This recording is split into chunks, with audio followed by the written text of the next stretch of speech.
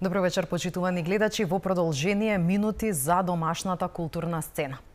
Македонскиот уметник и хуманист Живко Поповски Цветин и група поети се собраа во Паркот на уметноста по повод одбележување на 81 година од атомската бомба во Хирошима. Настанот традиционално мина во знакот на изложбата Цвеќе, мудрост, мир, а беше надополнет и со поетско читање. Гонџа име ти ставија. Оти тоа значи пупка или цвет од роза на албански јазик. Џаде од рана младости фати, амбасадор на мирот стана и монахина од Бога благословена.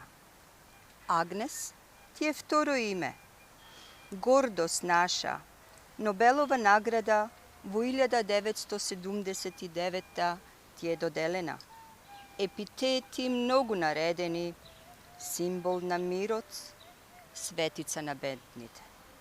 Овие стихови, посветени на големата хуманистка мајка Тереза, напишани од нашата реномирана поетеса Оливера Јовановска, беа воведен дел во изложбата Цвеќе, мудрост, мир, која символично се одржа во Паркот на уметноста во Капиштец во сеќавање на 81 годишнината од атомското бомбардирање на западниот јапонски град Хирошима. Организаторот на изложбата, Живко Поповски Цветин, вели дека целта на овој традиционален културен настан, што ја обединува поезијата со ликовната уметност, е да се прати порака за мир, љубов и меѓусебно почитување помеѓу народите.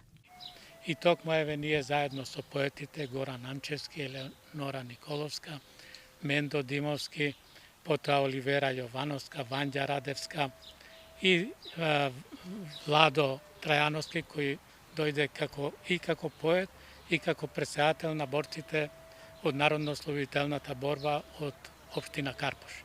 Така да овој денешен ден сакаме на човештвото да му кажеме дека нашата заложба е за мир во светот и против заканите за употреба на нуклеарното оружје, затоа што навистина тоа е ќе биде една голема човечка или планетарна катастрофа.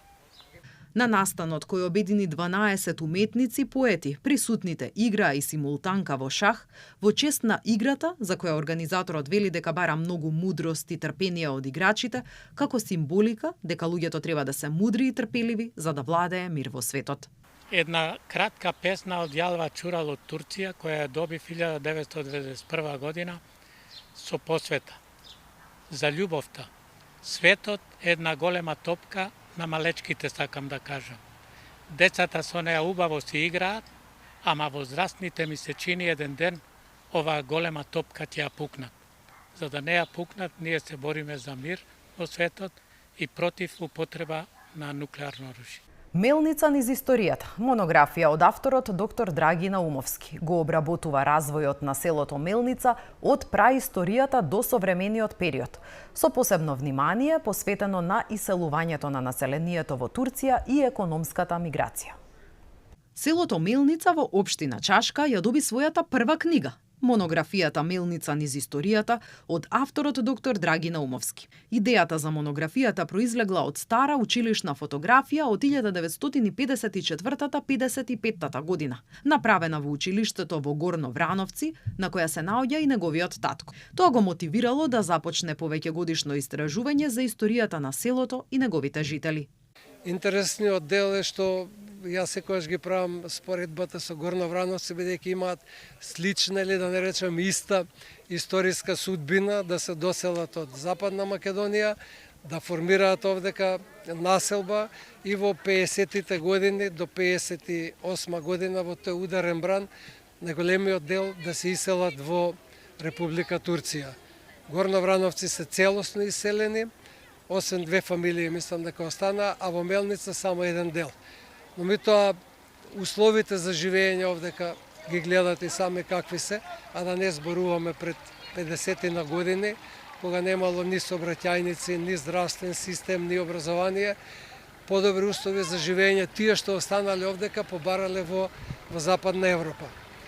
Читајќи ги сите тие документи, дојдов на идеја да сето тоа го срочам во една книга, која што е нареков Мелница низ историјата, И морам да кажам дека иселениците од Мелница и луѓето што ги водат овдека местната заедница и останатите институции ми помогна многу од аспект на доставување на информации, документи, фотографии, но мето и од материјален аспект, бидејќи се работи за проект кој што е поприлично скап, изискува трошоци кои што јас реално самиот не можам да ги подмирам.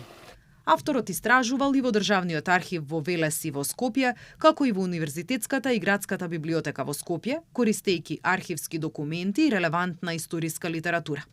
Монографијата е поделена на 7 тематски целини кои го обработуваат развојот на Мелница од праисторијата до современиот период. Целта е младите генерации да не го заборават овој крај од кај што потекнуваат нивните родители, нивните баби и дедовци. Колку ќе успееме во таа намера или во тие планови, ќе видиме во наредниот период. Наумовски е автор на повеќе монографии и стручни изданија, меѓу кои Горно Врановци низ историјата, селото Лисиче и неговата историја, а во моментов работи на нова монографија посветена на селата Горно и Долно Јаболчиште во општина Чашка. Со вокален раскош, пијанистичка виртуозност и уметничка енергија, Охридско лето го одбележа својот 66-ти роден ден.